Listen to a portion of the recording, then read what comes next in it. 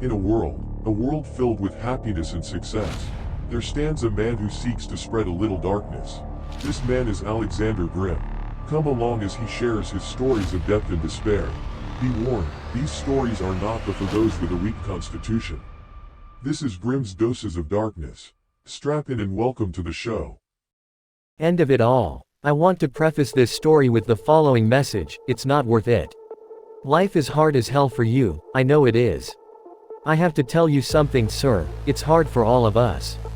Even those that seem to have it all together are dying on the inside. We all have to find that reason to not jump, not shoot or hang. We are stronger than even our own inner strength, and many people cherish each of us. If you don't want to keep going for yourself, do it for your mother. Alive or dead, your mother is the first person who ever truly loved you and wants the best for you. Remember that as you meet Pete. Pete Patterson was a pipe fitter for over 20 years. His career had brought him and his family everything that they could dream of. Forget the white picket fence, the Pattersons had a 6-foot-tall privacy fence protected the greenest lawn anyone had ever seen. Their vehicles never had a speck of dust or rust on them, and they always wore the latest fashion.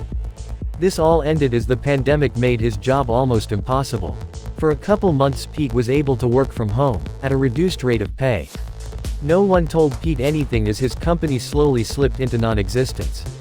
After 20 years of great success, Pete was at rock bottom. Several months passed and the unemployment checks didn't make a dent in the massive debt the Pattersons had inherited with their wild spending.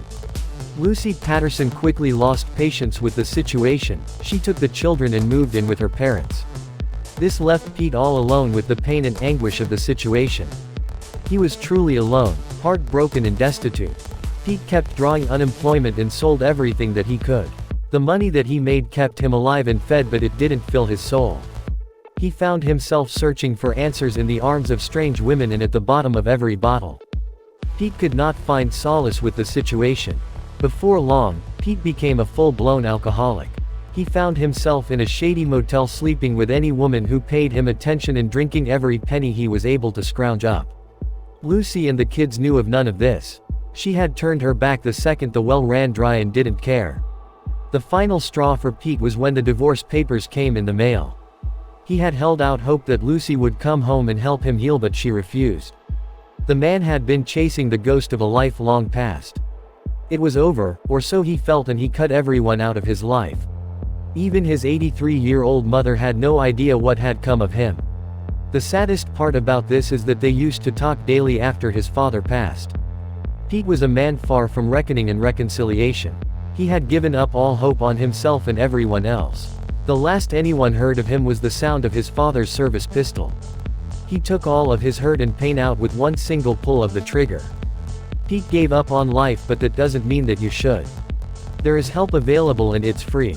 If you or anyone you know is suffering, as many of us do, from suicidal tendencies, please reach out. It's not weak to ask for a helping hand. Please call the good people at the National Suicide Prevention Hotline. You have a friend waiting for you that you haven't even met yet. 800-273-8255.